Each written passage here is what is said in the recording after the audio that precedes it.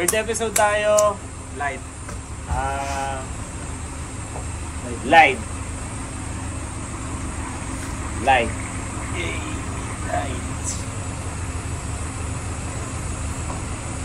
Light. Si Grita naman.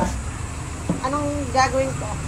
Startan mo kung anong context about sa light. Kahit ano mo siya, kahit anong gawin mo sa kanya, kung saan mo narinig yung light, o ano pumasok sa isip mo.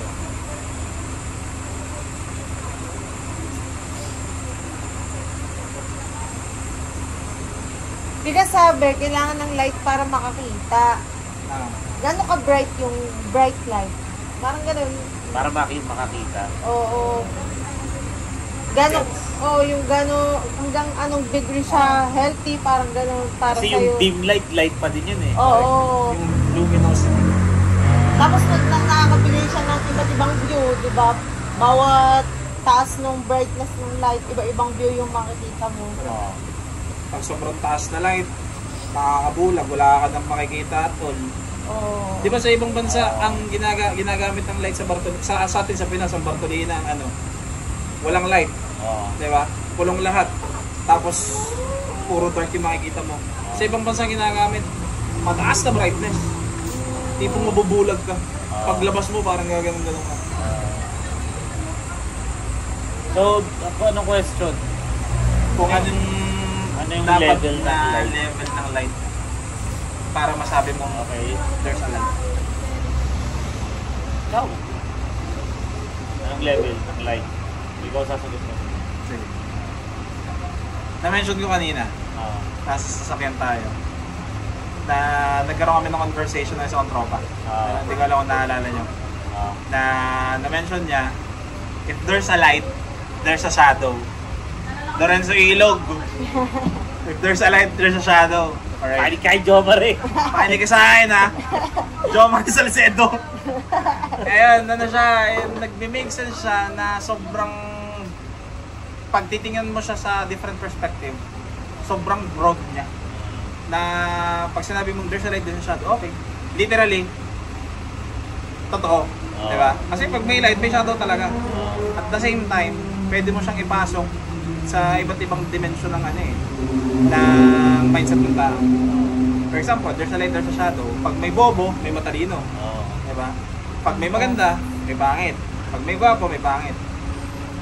So, yung mismo kasi question kung anong level mismo ng light, masyado pa rin broad siya eh.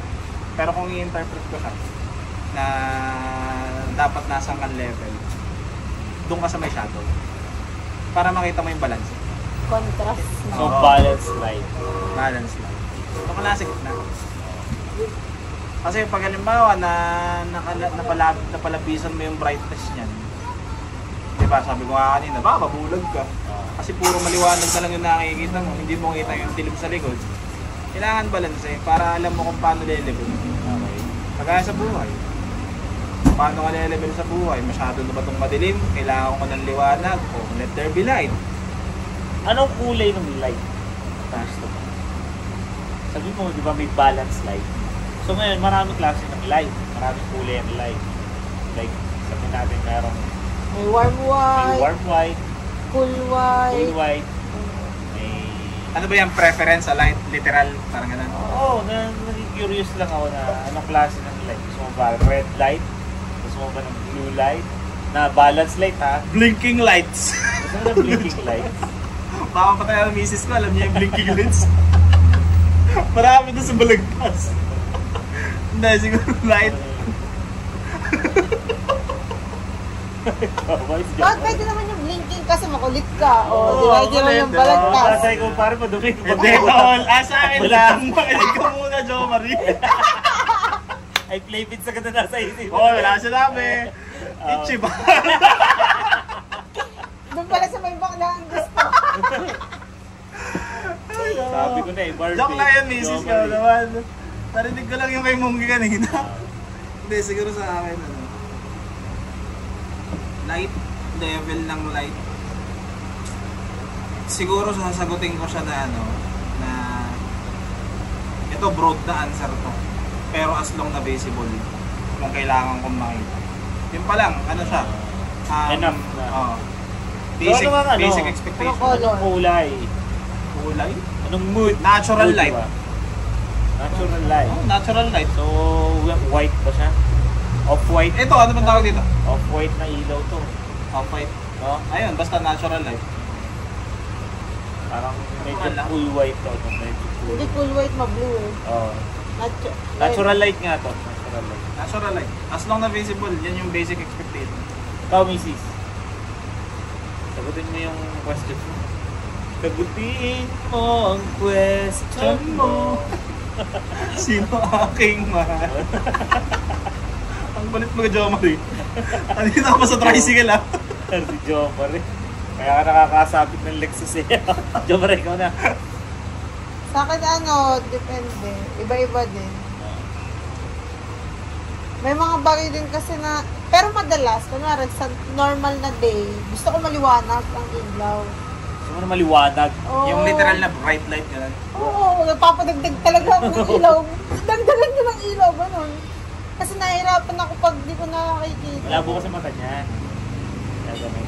Ngayon, ang hirap pagka ang ilaw ay... Pero pag kunwari sa cellphone, gusto ko dim. Kasi malapit naman siya. Kung malakas yung ilaw yun, tapos ang lapit naman, sakit naman siya. Pero kung kunwari ganyan, normal, gusto ko maliwanag ng ilaw. Pero ayoko nung, kunwari, titingin ako ganyan, yung madilaw. Gusto ko yung white light. Pero kung kunwari naman, normal lang na araw, nandun ka lang sa bahay nyo, magre-relax ka lang. Gusto ko naman, medyo yellow naman siya na ilaw. Mood. Depende sa mood. Oo. Ganun. Makes sense. Tapos yung brightness niya, depende din sa kung anong kailangan ko makita. Ganun. Ang gusto kong makita. Pero madalas gusto ko talaga maliwanag. Nice. So, depende siya sa mood. Depende Oo. sa setting. Sitwasyon. Depende sa Oo. sitwasyon. Ano kayang merong light si Jomari? Bakit? Anong bumbilya yung nag-light sa kanya? Bakit niya Bakit iba sinabi yung yung pininahan niya? Dami naman, pwede naman yung accent, diga. Agad. Huwag naman yun. Hindi dumagos ng Lexus. Gismil talaga yun. Ay, napito ng pito. Ano kaya light yung bumuka sa utak niya, no? Kasi bumbilya yun. Eh. Pawis din yan.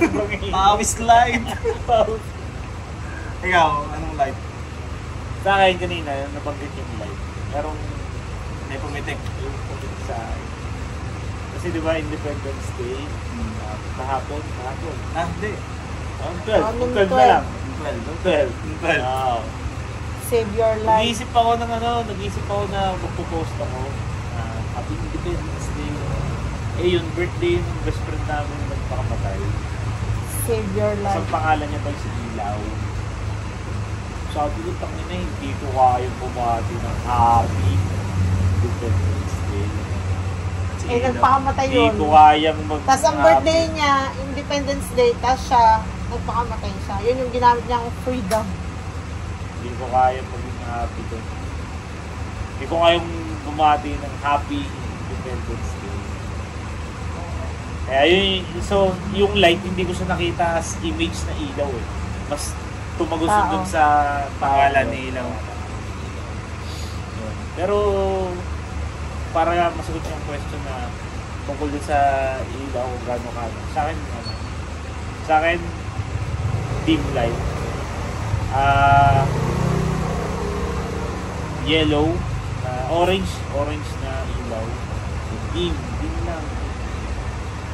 Enough na yun sa akin para makita ko yung gusto kong makita. Kung nga parang Kasi- relax. Ganun. Kasi sa akin naman, nung lalo ngayon, nakapunta ng Dubai, nakita ko yung mundo yun, nakita ko yung mundo dito, nakita ko yung pagkakaiba, nakasakay ako ng aeroplano, yung mga bagong experience baga. Sabi ko, wala rin naman talagang, parang wala rin naman talagang mahalaga din. Talagang mahalaga din talaga yung panlo. So, yung dim light, para sa akin, ano lang yun, para mas mapasarap mo yung mood mo kung mulat ka. Para mas makita mo pa yung sarili. Ever since yun yung personality ko ng misis. Nagtatrabaho, naka-dim light. Di ba masama-sama kayo? Malabo ba ka? Hindi naman. Hindi ko na iniisip kung ano eh. Basta pag naka-dim light kasi, Mas nai-stimulate siya. oo, parang ano. Parang ang tahimik ng paligid kasi kapag naka-moonlight. Relaxing. Parang nakaganon siya sa akin. Nakaganon po. Sarap. Parang may Umuulan. nakakita sa'yo. Ano? Umuulan. Sabi, oh. Ding talaga yun. Bro, sarap. Sarap. Oh, solid nga yun. Umuulan, tas dim light. Ah. Kahit nga ito yung ginagawa ko nga, kahit summer, yung ginagawa ko talaga sa kwarto pag nag-drawing niya. Pag nag-drawing ako, Sarado lahat ng bintana. i-edit, as in black out yung buong kwarto. Tapos magbubukas ako ng dim light. Tapos, malalamig ko ang aircon. Tapos habang nagtatrabaho ko, naka-headphones, naka-earphones, o naka-speaker, ang papatugtog ako ng mga rain sound. Tapos malamig ang aircon. So parang yung Umuulan. talang tao. White noise siya. White noise. Sarap nun pa. Buwan. Gabi. Oh, Nagcha-channel mo kasi yung brainwave mo for creativity. Pag gano'n ang sound. kasi ano nga, meditative talaga yung amat sa akin. Parang napupuso ko yung mga bagay. Yun. Yung sa akin ng light sa akin. Nice. Yun. No? Ang lupit mo, Jomari Light. Gawin mong light. Gawin mo light. Light lang, tsaka sa buhay. Kaya sa buhay, Limit light light. lang. Light lang. Oo. Light lang, huwag mong masyadong Samahan mo, dibdibin. kung meron ka mang risk at Laughter. kung may risk ka, lagyan mo ng laughter para mag-light. Yes! Diba? So yun ang ating episode 3 tungkol sa Light. light. Yeah. 3 episodes ka dahil, diba? Okay, maraming salamat. Ako nga pala sa Mungge. Grita. Abude. Yeah! Follow! Naging abude. Yeah. Follow niyo si Abude sa sa Page ko, it's your boy Ken sa Facebook. Magpalit ka na ng Abude mismo. Hindi pwede ba? Okay yan, Jomari. Jomari Salcedo, here we go. Paikutin na sa bilog at dagdagan, enerhiyang tutulak upang pagpagan. Ang mga galo, sugat na gumapos, mga hikbi na timpi at luha na umagos. Ito'y malimit na di madi, kapatid pumikita at magmasid. Life is a melody that we have to drive, feel the rhythm that keeps us alive. Let's strive, keep moving forward collection, available na sa www.localdeath.com. Let's go.